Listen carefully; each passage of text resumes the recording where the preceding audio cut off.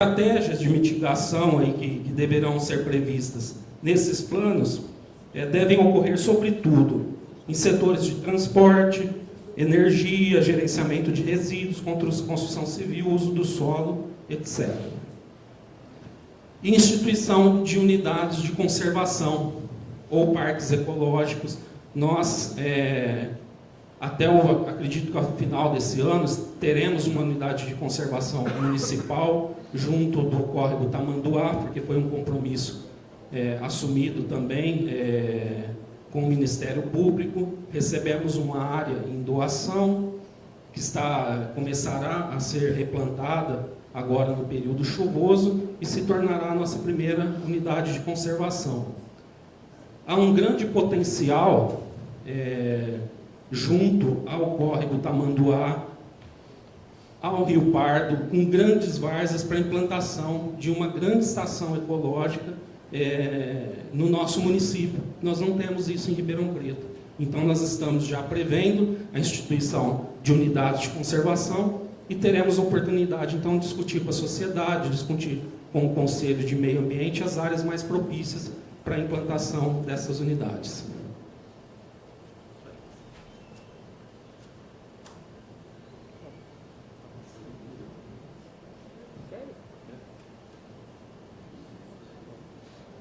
Macrozoneamento ambiental. Este macrozoneamento ele é muito semelhante ao feito em 1995, e daí eu posso dizer, então, da importância e de que a questão ambiental é preponderante em um plano diretor, porque esse macrozoneamento direcionou, já naquela época, a elaboração do plano diretor, definindo as zonas ambientais do município. A zona de uso especial, como todo mundo sabe, é a zona que está sobre a recarga do aquífero Guarani. Isso definiu várias políticas e várias restrições que vieram depois para a lei de parcelamento, uso e ocupação do solo, e várias que aparecem no Código de Meio Ambiente.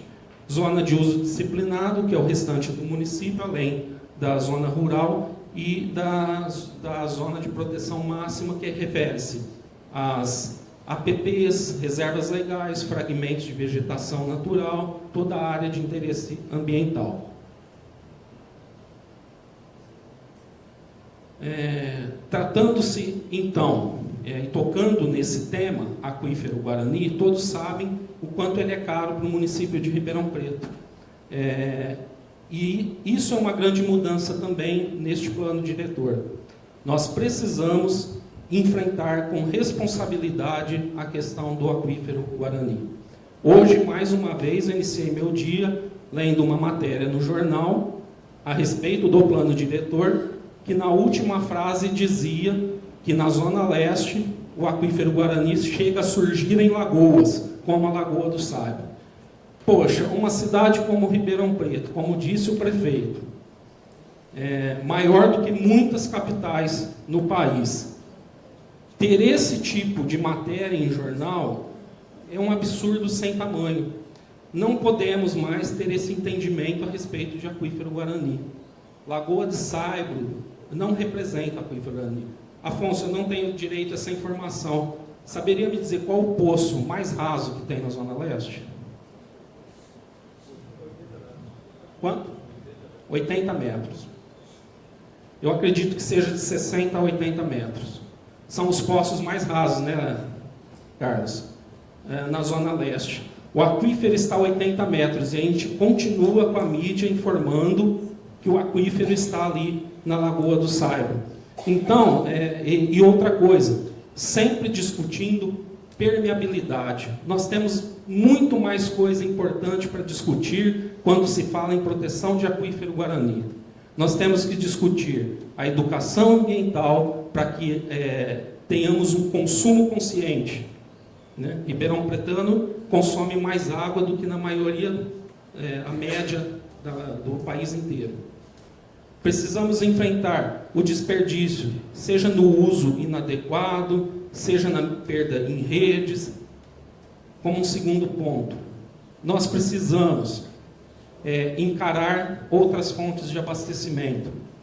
Ribeirão Preto está entre as poucas cidades que são abastecidas exclusivamente por água subterrânea, enquanto que a maioria das cidades do mundo são abastecidas por água superficial. Então, ficar falando em proteção do aquífero Guarani, simplesmente por área permeável, e sem discutir qual a permeabilidade do uso atual, qual a permeabilidade que se pode alcançar, qual a taxa de recarga que se pode alcançar, com o ordenamento do parcelamento do solo e com a aplicação de medidas de proteção, de fato, toda discussão ficaria inócua.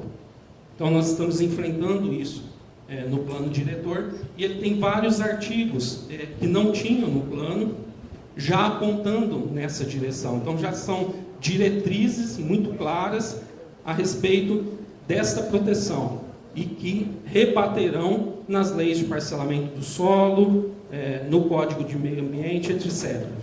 Artigo 52, ele já coloca aqui: garantir a proteção do aquífero Guarani, disciplinando o uso e ocupação do solo na zona de recarga e viabilizando a implantação de sistemas de infiltração que garantam a qualidade e a quantidade da água infiltrada. Promover a proteção do aquífero Guarani com a possibilidade de ocupação planejada e usos adequados da zona de recarga, potencializando a infiltração de água por meios tecnológicos eficientes e projetos eficazes de captação, infiltração e absorção.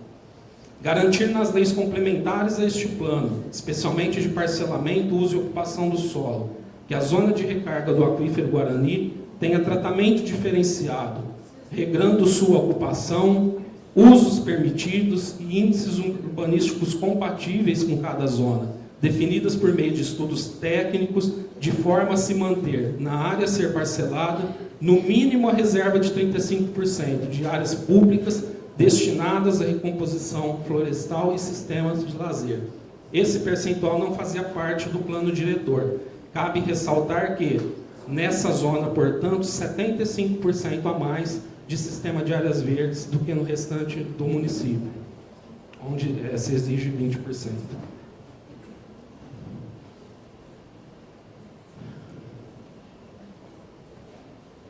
Dispositivos presentes de proteção ainda na zona de recarga. A lei de parcelamento, uso e ocupação do solo deve contemplar plano estratégico de uso e ocupação do solo de forma sustentável na região definida como zona de uso especial, ZUI, atendendo estudos técnicos e específicos a fim de garantir criação de um sistema de áreas verdes formado por parques e remanescentes florestais interligados por meio de corredores ecológicos e de fauna.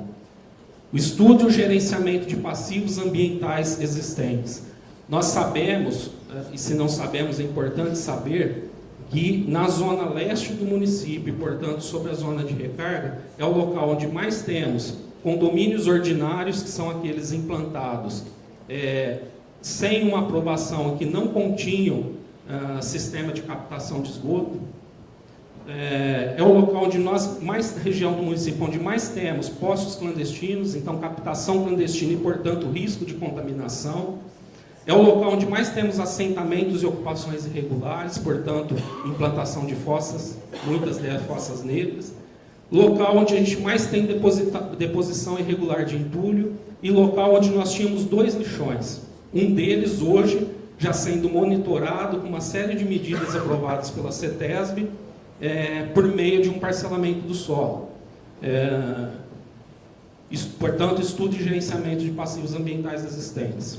A solução de passivo urbanístico relacionado ao sistema viário. Nós temos alguns problemas de transposição da Anhanguera.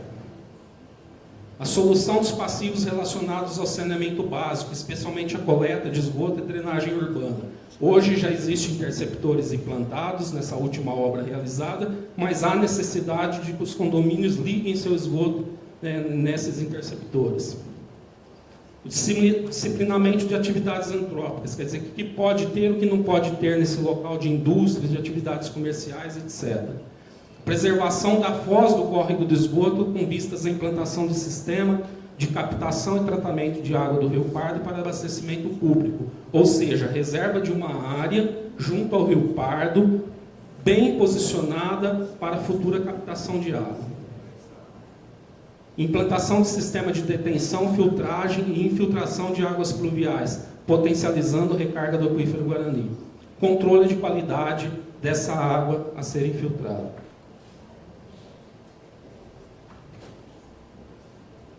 Parcelamento do solo para fins urbanos na ZUINA, tanto na zona urbana quanto na expansão urbana, respeitará a reserva mínima, como eu já falei, mas existe outro artigo garantindo isso, como áreas verdes de uso público destinadas à recomposição florestal e sistemas de lazer. E alguns incisos, que nos casos em que os estudos técnicos não comprovarem a eficácia do sistema de infiltração de águas pluviais, a administração municipal poderá exigir percentuais ainda maiores nos sistemas de áreas verdes. Será obrigatória, né, a cada empreendedor a restauração ecológica, tratamento paisagístico, implantação de infraestrutura de lazer no total dessas áreas verdes públicas, além, é claro, da manutenção pelo período previsto no Código do Meio Ambiente. Agora, a gente passa para o Afonso, então, Matheus. Matheus, então, dá continuidade com a mobilidade urbana.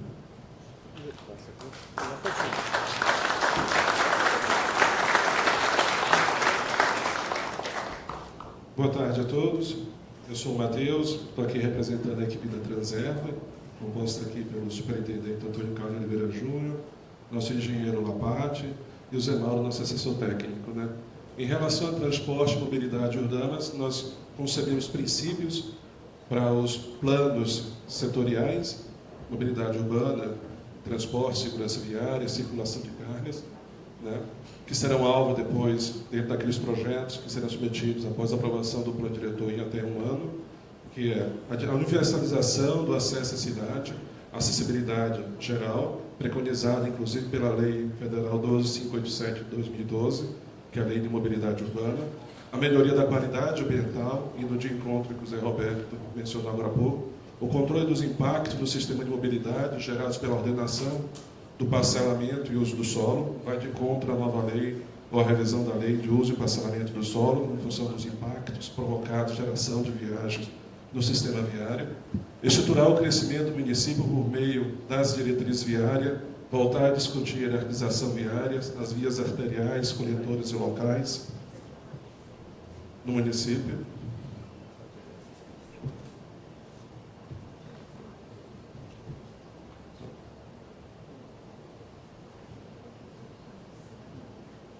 Fortalecer as conexões entre o centro e os bairros, de modo a garantir a mobilidade intra-urbana e valorizar os subcentros. É o conceito de cidade polinucleada, conectada, né, possivelmente conectada por sistemas arteriais para a circulação de veículos e corredores de ônibus para transporte coletivo, ciclofaixas, ciclovias, promover a melhoria do sistema de circulação através de descentralização das atividades geradoras de tráfego, estimulando novas centralidades. Novamente, está embutido aí o conceito da cidade polinucleada.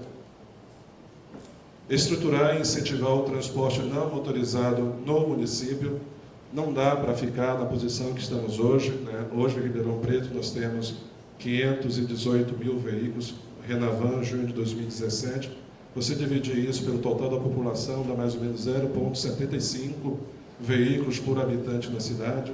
Se formos comportar os veículos de passageiro aqui na cidade, nós temos 306 mil veículos, em junho de 2017. Se você dividir isso pelo número de domicílios, nós vamos chegar a uma conta de 1,4 automóveis de passageiros por domicílio. Se você dividir o número de motos, vai dar mais ou menos 0,6 motos por domicílio. Então, nós temos, hoje em Ribeirão Preto, um carro e uma moto por domicílio, né? Ao longo dos últimos 7 anos, a cidade e os habitantes cresceram mais ou menos uma taxa de 1,7% e a nossa frota de veículos 3,6%. E chegamos ao estado que nós estamos hoje na cidade, com congestionamentos e problemas de segurança viária. Então, nós vamos priorizar, então tem que estimular o transporte não motorizado, estimular o uso do transporte coletivo, né? Isso não é uma receita que nós estamos criando, isso é uma fundamentação teórica que deu certo em outras cidades do mundo e tem que ser implantada aqui em Ribeirão Preto logo, discutido, né? Porque a gente não consegue sair de uma situação e partir para outra, existe uma fase de transição, né? Priorizar as pessoas com deficiências, pedestres, ciclistas, os passageiros do transporte coletivo no uso do espaço público de circulação, garantindo a acessibilidade aos meios de transporte urbano, respeitar o direito fundamental do cidadão ao transporte, principalmente aqueles mais carentes, promover ações de priorização do transporte coletivo e dos modos não motorizados. Essas ações seriam, quais seriam? Faixas exclusivas de ônibus, corredores segregados, ciclofaixas, respeito à faixa pedestre, calçadões, adotar corredores preferenciais de mobilidade, de transporte coletivo, como elementos estruturadores do modelo de ocupação do território aqui municipal, né? Isso daí é Curitiba, o exemplo clássico, respeitando o conceito das unidades de ocupação planejada, estruturar a intermodalidade no município, uso bicicleta, transporte coletivo, automóvel, transporte coletivo e por aí por diante. São diretrizes que a gente vai discutir nos outros planos seguintes. E aí nós temos os planos setoriais, o principal dele é o plano de mobilidade urbana, o outro é o plano de circulação de cargas no município e a lei do plano viário.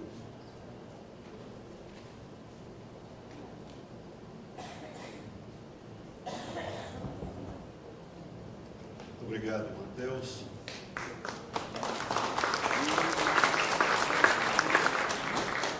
Aí um bloco sobre habitação. Queria, antes de iniciar, que vai ser rápido isso, as pessoas que forem usar o uso da palavra, fazer o uso da palavra, a Luciana, que está ali em pé, em azul, vai anotar quem é que quer se manifestar, 3 minutos de manifestação para cada pessoa, e eu, concluindo aqui a minha fala, já vou começar a convidar vocês a opinarem nessa audiência. Aqui,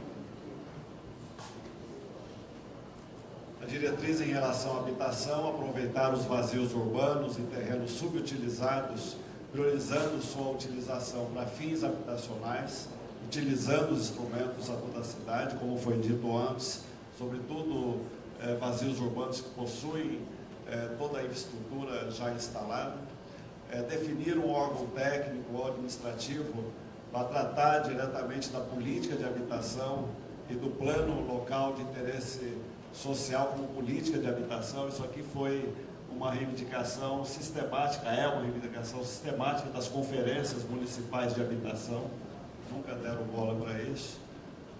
Implantar programa de assistência técnica nas áreas de arquitetura e urbanismo e engenharia para a construção e melhoria das habitações de interesse social.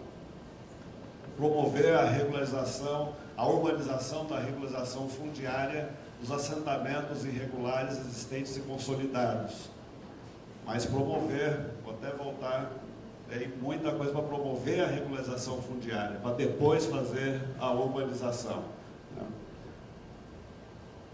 Sobre as demais políticas setoriais, nós não vamos detalhar aqui, e senão vamos consumir a audiência fazendo a apresentação, e nós queremos ouvi-los. Então, mas dizer que o plano diretor trata de objetivos e diretrizes da área da educação, saúde, assistência social, cultura, esporte e lazer, proteção e defesa civil, segurança urbana, ordem pública, desenvolvimento econômico, científico e tecnológico, planejamento e gestão municipal e também sobre tecnologia na gestão municipal. Eu queria, nesse momento, agradecer muito a participação das secretarias, dos representantes de todas as secretarias que contribuíram na formulação desse texto base, desse plano diretor que vamos construir a várias mãos, a Prefeitura e com vocês a sociedade. Importante aqui registrar a presença de representantes do Conselho Municipal de Urbanismo, COMUR, Conselho Municipal de Meio Ambiente, o Conselho Municipal de Educação, Conselho de Saúde, Conselho de Moradia, vários representantes desses colegiados, Conselho de Cultura, Conselho de Desenvolvimento Econômico e Social, Conselho de Turismo, acho que eu não falei, e vários outros conselhos que estão aqui presentes. Queria agradecer muito vocês, têm uma participação qualificada daí, a decisão da comissão, apoiada pelo prefeito, de fazer uma audiência pública especial para ouvir esses representantes da sociedade nesses colegiados que eu mencionei aqui. Então, concluída essa parte, eu vou começar a convidar aqui, dizendo que cada pessoa que for se manifestar deve observar, portanto, o prazo.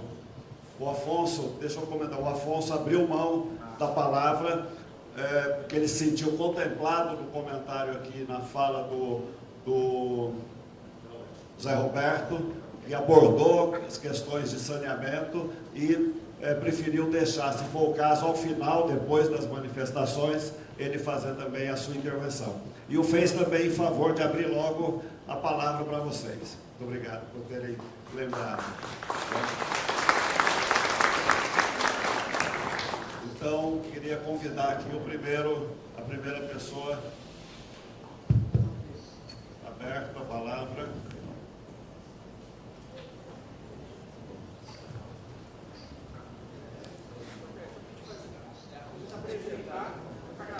Pois não, a pessoa que for falar deve dizer o nome. Pois não, então o nome, por favor, para gravar. Boa tarde a todos, meu nome é Ana Luísa, eu sou arquiteta urbanista, professora universitária, e estou aqui representando o Conselho de Moradia, e eu tive a oportunidade de fazer a leitura do texto base, né?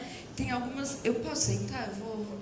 Eu tenho algumas questões e propostas para apresentar, para poder contribuir aqui com a reunião.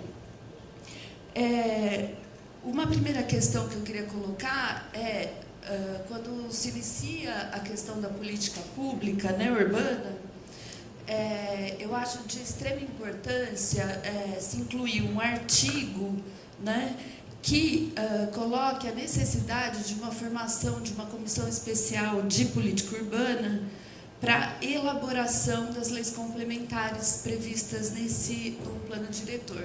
Por que eu estou falando isso? Porque eu acho que nós estamos num processo democrático aqui, mas um processo que apresenta só o plano diretor, né?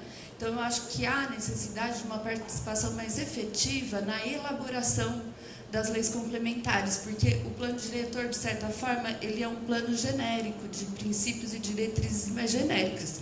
Então, eu acho que as leis complementares merecem uma participação mais significativa da população, que poderia ser contemplada com representantes da universidade, do corpo técnico da prefeitura, dos conselhos, né, e também representantes da sociedade civil organizada, né. Outra questão que eu queria colocar é que também dentro da política urbana, um dos instrumentos previstos é o parcelamento, edificação e utilização compulsório, e eu queria entender uma justificativa, na verdade, do corpo técnico, né, por que foi dispensado, né, da compulsoriedade de parcelar, edificar ou utilizar os terrenos com menos de 10 mil metros quadrados. Quer dizer, se a gente pensar que um quarteirão de 100 por 100, né, tem 10 mil metros quadrados, eu acho que se constituem como vazios e que, portanto, também não cumprem sua função social. Então, também, eu acho que poderia, né, não apresentar uma área limite, né, para se constituir vazio urbano e deixar a cargo da Secretaria de Planejamento, né, a demarcação desses imóveis, porque eu acho que a gente tem técnicos bastante competentes que dão conta de avaliar os terrenos independente da sua área, né? Outra questão é sobre a cota de solidariedade, né? A gente tem um exemplo bem interessante no Plano Diretor Estratégico de São Paulo, em que os empreendimentos de grande impacto, né, são obrigados a doar 10%, né, da sua área total desse empreendimento para habitação de interesse social. Então, eu acho extremamente importante a gente, porque é um instrumento novo, né, que na última revisão de São Paulo apareceu, e que eu acho que essa valorização do uso do solo, né, que esses empreendimentos promovem precisa ser redistribuída, né? E, de alguma forma, esses 10% não são computados, né, como área para os empreendimentos. Então, acho que ninguém sai perdendo com esse instrumento. Então, acho que ele poderia vir como um instrumento também ou da política urbana ou da política habitacional. No que se refere ao macrozoneamento, eu acho que já no plano diretor é possível a gente criar categorias para zonas especiais de interesse social, né? Então, só aparece, por enquanto, né, no texto base, as áreas onde já há população de baixa renda, né? Então, essas áreas onde a população de baixa renda está, em conjuntos habitacionais ou assentamentos precários, elas são demarcadas como ZEIs. Eu acho que daria para a gente criar uma categoria para os imóveis não edificados, né? Então, para provisão de novas habitações de interesse social e também para os imóveis não utilizados, porque o Lanchotti fez uma fala rápida, mas muito precisa, né? E apresentou que a ideia é trazer habitação para essas áreas em degradação. Então, os imóveis não utilizados poderiam ser demarcados como ZEIs, né? Na lei de parcelamento do solo atual, a gente tem só 2 ZEIs, né? Tipo 1 e 2. Eu acho que essa terceira poderia entrar demarcando imóveis não utilizados, né? Eu acho que é fundamental a gente pensar nisso. Também tem uma questão aqui, no que se refere à política de habitação, né? De inserir na seção inserir uma seção que define as ações prioritárias dessa política, porque lá só tem diretrizes no capítulo de política de habitação. Eu acho que poderia ter uma seção que define quais